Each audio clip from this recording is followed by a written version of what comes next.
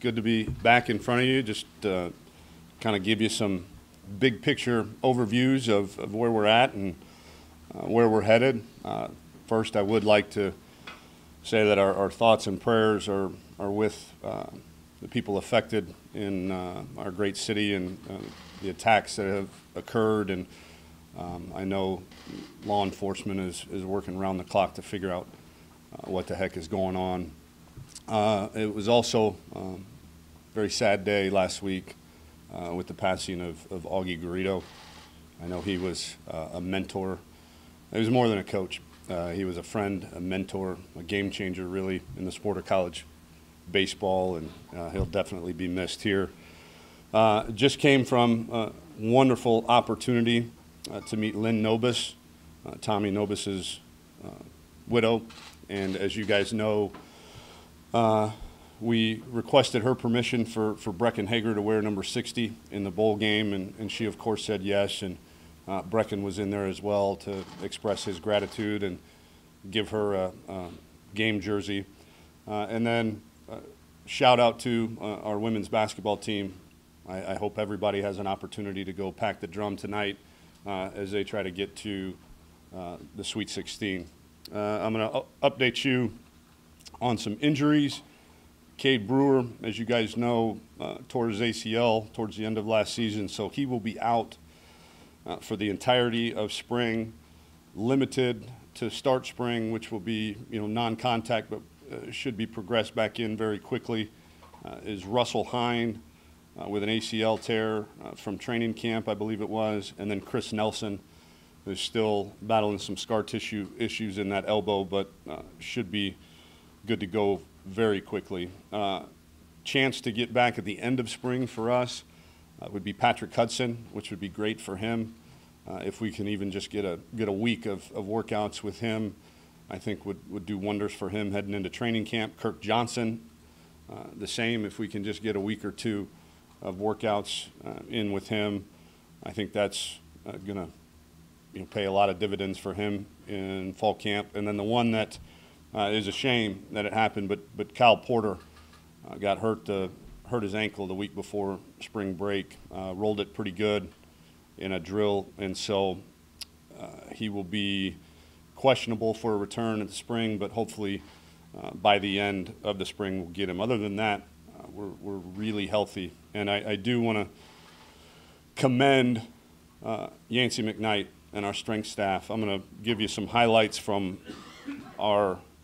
basically our 2 months of winter conditioning from the time we got back from Christmas break until the time we left for spring break. We had 46 guys vertical jump over 30 inches with a team average of 31.5. That's including big guys. These are the two that are near and dear to my heart. Power clean. We had 40 guys power clean 300 or more pounds. And on the back squat, we had 33 guys squat over 500 pounds when we tested. We tested the week before spring break. Some of the highlights, I think this is really indicative of what our strength and conditioning staff can do when guys are really committed to changing. In the power clean, again, I told you we had 40 guys over 300 pounds. We had 4 guys over 350 pounds. 4 guys over 350 pounds. Brecken Hager was one at 360 pounds, but the other 3 were guys that have been in our program for less than 1 year. Taquan Graham, Samuel Cosme, and Marquez Bimage. Marquez Bimage, power clean 350 pounds. Sam Cosme, 355. Taquan Graham, 370 pounds. And that is a testament to the development that goes on during the season for a lot of these young guys. They work out 1 extra day a week during the season, and it paid big dividends. Those same guys, newcomers on the back squat, Bimage at 610 pounds, Taquan and Sam Cosme at 570 pounds, and then Jamari Chisholm, another newcomer that got here in the summer, 585 pounds. And then lastly, I want to commend a few guys that made some big-time individual improvements. Brecken Hager, the guy looks like what they're supposed to look like. 3 inches he added on his vertical jump. He verticaled 38 inches, and that's with a 25-pound weight increase from when we first got here. And he's down 3% in body fat. He's up 150 pounds on his back squat from when we got here. Some other highlights. Charles Amenahue, however tall and heavy Charles is, which is really tall and really heavy, he verticaled 37.5 inches. That's up 12 inches from when we first got here, and that's with an 18-pound increase in body weight, and he has also shed 3% body fat. And then Chris Boyd was our high in the vertical jump at 39.5 inches, and that's with adding 10 pounds of body weight. That's up 4 inches from when we first got here.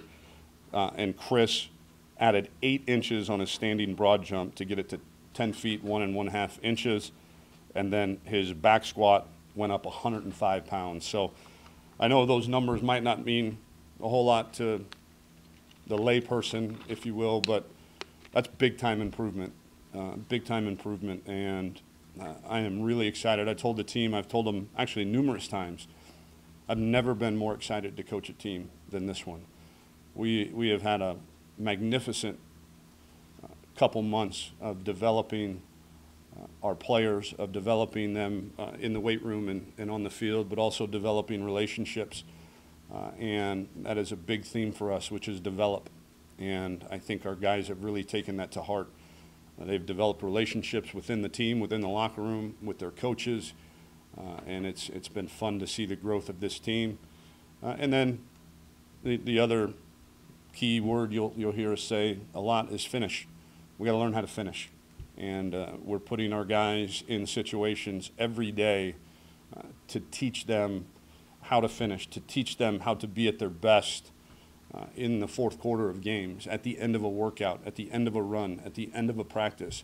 That's when you've got to be your best. And we're putting them in those positions. I think the guys are responding really, really well. Questions? Go ahead, Jim. Okay. Tom, what would you say is your biggest concern position-wise going into the spring? And, as far as Cosme, do you see him starting off at left tackle, and then depending on how Calvin Anderson does, could he end up competing at right tackle?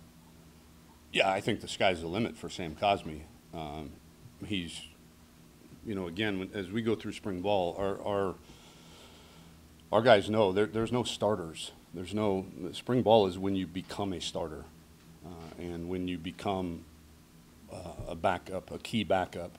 But as you guys know from last year, I mean, we got to jog 11 guys out with the first group. But in our minds, there really is there's no starters. Everybody's got to earn their job in spring practice.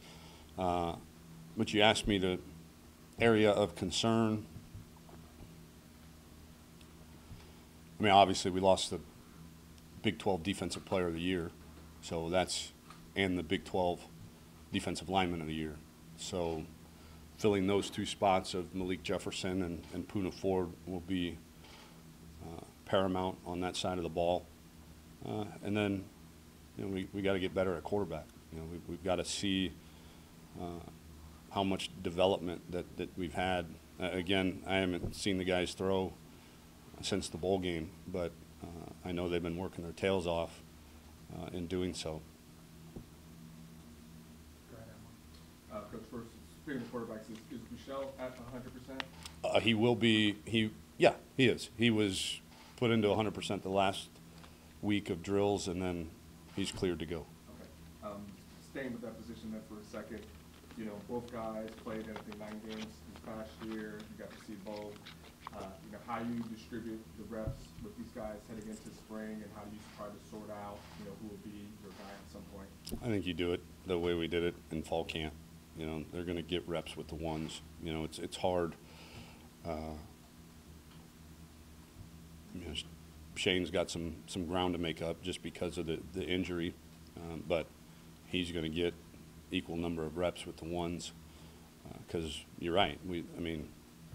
Yeah, they both played 9 games. I wouldn't, but we didn't play up to the the level, championship level at that position. So they're going to need, they're going to need to prove, you know, their development.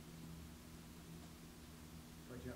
You found something that worked on defense last year with that dime package. Are you going to be more of the same, or are you going to add some more looks on defense heading into the spring? We're still going to install. Day one is going to be, you know, our tight front. You all right, Siri? So day one will be our tight front. Day two will be our even front, so our 4-down front. And then we'll progress. But I think the dime lightning package is here to stay. That's for sure. But I think there's definitely you would be doing it backwards if you jumped in with both feet and did it that way and then said, oh, hey, our 3-4 or 4-3 stuff comes after. That's never going to be the case. So yeah, we're still going to practice the heck out of it, and it'll be good for our offense to see, because the pioneers of that really was Iowa State, when they had a week off to get ready for us, if you remember, and it came out and everybody was like, what the heck is this? And worked pretty well. And so our guys took that and kind of studied what they were doing and ran with it. And so we're going to see it on offense too. So I know we had a lot of success in it, and our guys will be well versed in it. Cedric, were there any areas, as far as your preparation for the spring, you've done a lot of these, that you tweaked, maybe something that didn't work well last year that you thought you might change up this year? No, I mean, we've added a blitz pickup period that Coach Hand had brought to us that they had done at Auburn that he really liked. Other than that, we're going to play football. We're going to be on the. You want really specific. Trying these first 2 days in shorts to not be on the field quite as long, because you don't get a whole lot out of it, and trying to save our legs for the first day in pads. But other than that, those two things off the top of my head, everything else will be pretty routine for our guys. Brian, now this was clearly a different January, February this year than what you had last year. How do you know? Because it was a hell of a lot quieter than yesterday. What do you think led to that? I still go back to the bowl postgame where Brecken said the entire locker room is bought in with the schedule. And clearly that showed. Why do you think it has changed, and why was it so quiet and frankly so good for you this offseason?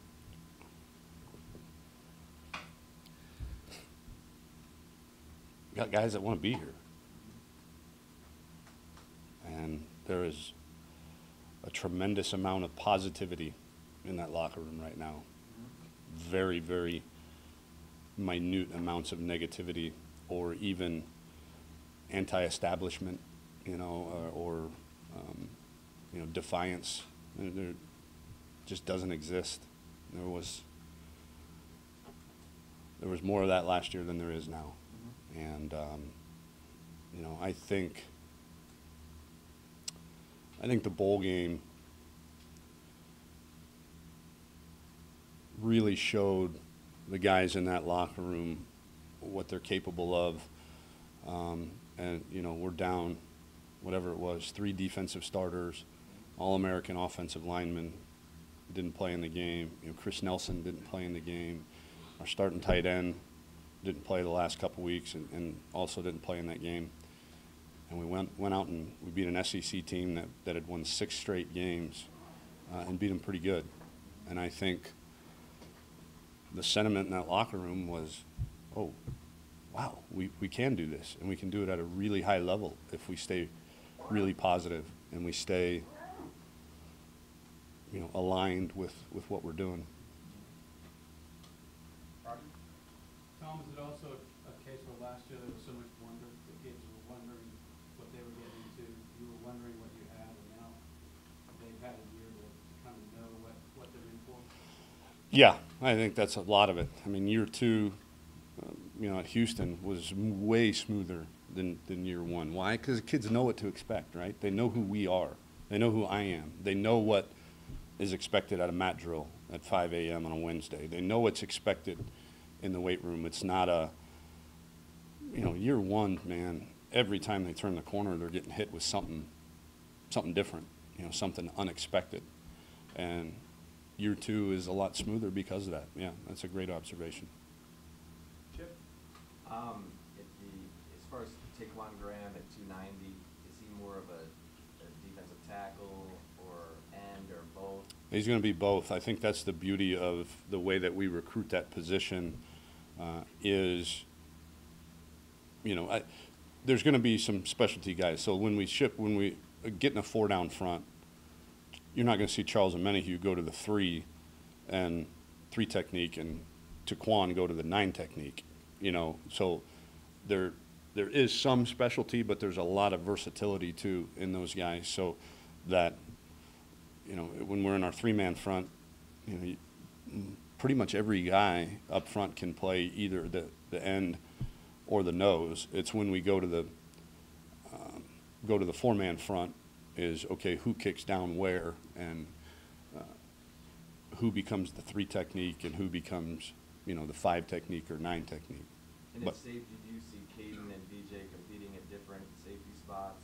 yeah, I think that's the fastest way to get them on the field is to make sure that one's not behind the other, and to give them an opportunity. So one will be at boundary safety, one will be at field safety. And any spin down candidates at safety at this point to play that D-backer? Oh.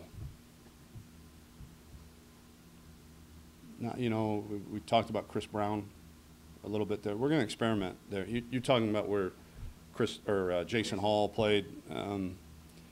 Yeah, I mean, we've got to experiment.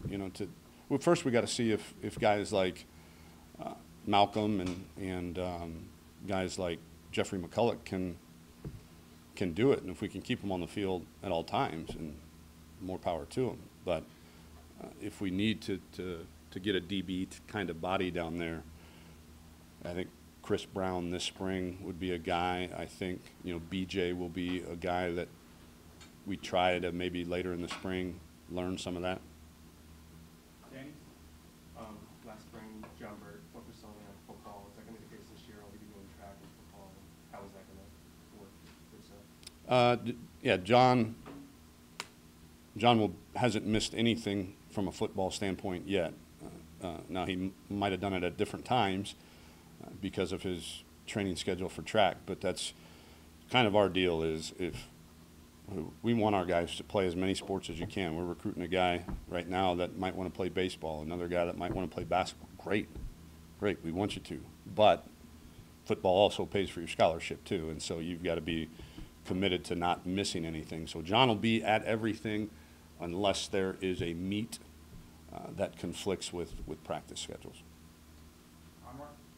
Coach, I know you were trying to downplay the play calling situation, but It's what I believe. I mean, it's not an act, but go ahead. okay. So, but anyway, you said you would evaluate after the spring and make a decision. I want to know. So you want me to comment before the spring? What it- Preview. Yes. So I'm glad you're engaged in my question. Yes. So are you still planning to just, let Tim Beck do this throughout the spring and then you evaluate after that? And if so, what would it take for you to say you would actually call plays this season? What would have to happen? To that, I don't know. I haven't gotten that far. And yes, spring ball is an evaluation period for our entire team, including coaches. And we've got to figure out our areas of strength and our areas of weakness. And on the areas of weakness, we've got to decide at every position, if that's a weakness we can improve or if it's a weakness that needs to bring about change. And so all of that, the entire program will be evaluated after spring practice. What went into the decision then for you to call it during the bowl game? I missed it. And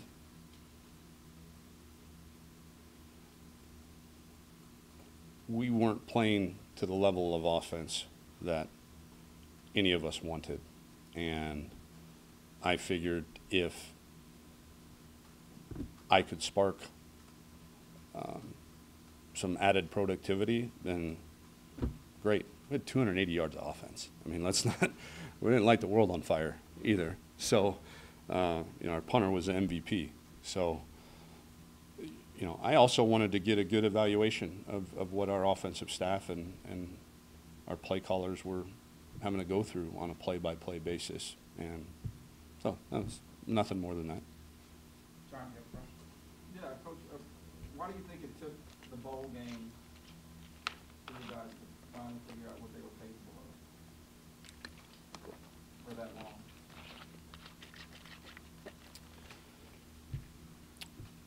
I don't know that it was, if it took that long to figure out. I think it was more of just all of the things that were stacked against them, and to be able to go out and perform the way they did against a team like that gave them, and knowing how the 3 weeks of preparation was as well. And I just think there was a light bulb moment that, maybe, this crazy guy and his crazy staff might have this thing figured out a little bit. And so they all bought in. There was I think there wasn't any negativity in the locker room holding them back, the ones that wanted to buy in, the ones that wanted to jump in. There was no peer pressure and no poor examples of not doing it. And so they did it for 3 weeks, and they came out with the result that we all saw. Brian, Defensively, can Gary Johnson be a star? Yes. He's really good. And he's gained weight, and he's gained strength. The one thing that's really, really hard to teach, if at all, is physicality. You gotta really like hitting people at linebacker to be good, and he does. And he's not, there is no, there's never been a great inside linebacker that you've said, well, why was he great? Man, his finesse game was awesome. Right? Right. I mean, it doesn't happen that way. The greatest linebackers in the history of our sport have been fierce hitters. And Gary's one of those guys. He loves doing it. He's got a knack for the ball, and I'm excited to watch his growth this spring and summer. Do you, and I don't know if you characterize guys like that, but are there other guys in your mind that, okay, this guy needs to be a star for us, this guy has to be a star for us?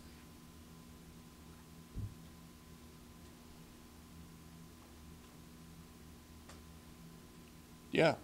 I mean, I'd be lying to you. I haven't lied to you guys yet, despite popular belief.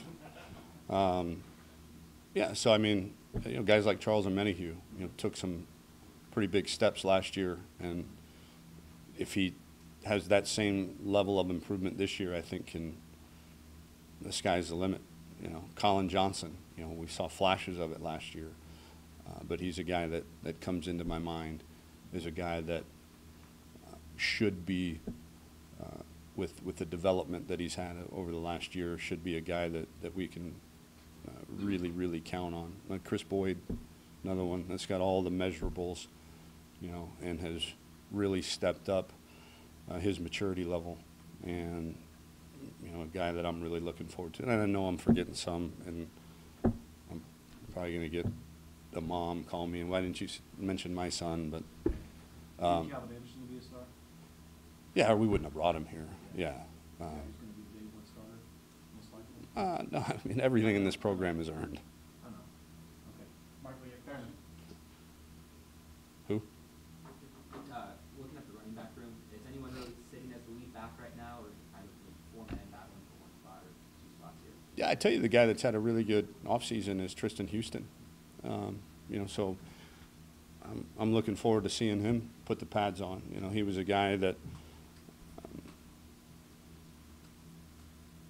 didn't merit, a whole lot of touches last year, but came in and in the bowl practice really turned some heads in a positive way, and then has followed that up with a good offseason. But no, I think, we all know that, we got to get better at that position. And so, like any position, there is no incumbent,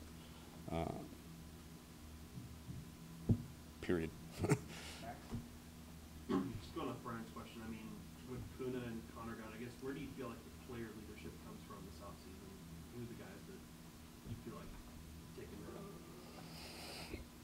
up? I mean, I can go position by position. Receivers, definitely Gerard Hurd. O-line, I think you've got some guys there, and Pat Vahe, Zach Shackelford, and Elijah Rodriguez. And tight end, I mean, we got a captain at tight end and Andrew Beck. Both quarterbacks, are doing a good job leading. On defense, Charles, Malcolm, Brecken, all guys that have really had a really, really good offseason in terms of leadership. Chris, although he's been banged up a little bit, Chris Nelson. Gary, I think Gary, the kids love Gary, man. They love him. And it's no surprise. Why do they love Gary Johnson? It's because he tells funny jokes? No. Because he, buys them dinner? Nope. Because he goes really, really stinking hard every day. And he has a blast doing it, and he's always positive and has a smile on his face. In the secondary, Brandon Jones and Chris Boyd. So we've got a lot of good candidates for leadership. Danny? Aside from Max Cummings, is there any position changes we should expect to see this spring? No, I'm sure we'll experiment a little bit with the especially on defense, with that lightning package on who goes where. And, I know, talk a little bit about, Jeff McCulloch getting some reps at inside linebacker as well. It's not really a wholesale position change. It's just, no, I think we're good. And you're right, Chris? What influence have you seen Herb most have with the offense thus far? And going off Anwar's question about play calling, how much? I call him Coach Hand. And what? And what influence do you think he'll have on Tim's play calling throughout the year in these games? Like, how much of an impact? Coach Hand has been a fantastic addition to our staff, really has, and he's provided some great ideas in the couple months that we've had to kind of talk ball, and we'll implement some of the things that he feels he's really good at, and we'll improve some things as he kind of studied what we were doing. I mean, it's no secret. I mean, we didn't hire Herb Hand to get Auburn's offense or Penn State's offense. We have an offense that we believe in. We hired Herb Hand to coach the offensive line really, really well, to provide quality ideas that can enhance our offense, to provide great experience and knowledge of the game when game planning during the season, and to recruit his butt off. And of all those that I've been able to evaluate thus far, he's got an A+ in everything. So, and how will it? No, it's not going to influence anybody. No. Time for two last ones, Chip and then Jeff. Tom, how would you assess the early enrollees, specifically at Doyle? Awesome. Beyond expectation, to be honest with you. Strong. I think we had, I thought I saw some, Cameron Rising power clean 300 pounds. He's supposed to be getting ready for the prom right now. You know, and the same, you know, with some of those, I think, you know, BJ Power cleaned over 300 pounds. And Brennan was right at 300, if not. But, I mean, these guys, and they're mature. You know, I say all the time, you know, Deli, that's a grown man, you know. And BJ and Caden, I tell our guys all the time, recruit more BJ Fosters and Caden Stearns with great families that are great players that want to be even better, that want to improve, that want to develop. And the list goes on. They've been, as a group, beyond expectation. Right, Jeff? Tom, you mentioned Bennett and TQ and some of those guys in that 2017 class. For what you're trying to build and establish a foundation, how important is it that with that transition class that the guys you've seen play and the guys that are kind of on the rise that you found, a good number of those guys that look like they're going to contribute in a big way for you? Yeah, I mean, everybody wanted to chalk that class up as a throwaway class. We were really, really genuinely proud, and I know every coach, every recruiting cycle gets up on the podium on the first Wednesday in February and says, "Man, we're really proud." But we were, and we didn't care what the recruiting rankings were. We trusted our evaluation. We trusted the high school coaches that put their seal of approval on these guys, and you know, I mean, the list goes on, from Danny Young to Cade Brewer to Neil Carter to then now, you know, Sam Cosme, and I'm sure I'm forgetting some that played. Even, you know, obviously TQ played a bunch for us too. So you know, these guys are, I mean, they were recruited here and signed here to play, and with a year's development, I think you're seeing that more and more of those guys are capable of doing that. Last one, John? Oh. Always question. It's not really much. I wanted to test him. No, for a coach that has a concern at quarterback, That was good, by the way.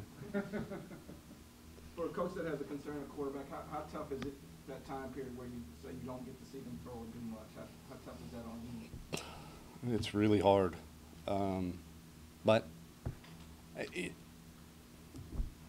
the rules are the rules, and as long as we have the same rules, everybody has the same rules, which we do in college football, then I'm okay. We'll all adapt. But yeah, would it have been nice to get out there every day and work with those guys throwing the football? Yeah, but you know, we get work done in the classroom and we get work done, you know, in drill settings, but it's hard to practice quarterback without a ball. And unfortunately, those are the rules that we have. But again, everybody has the same issue, so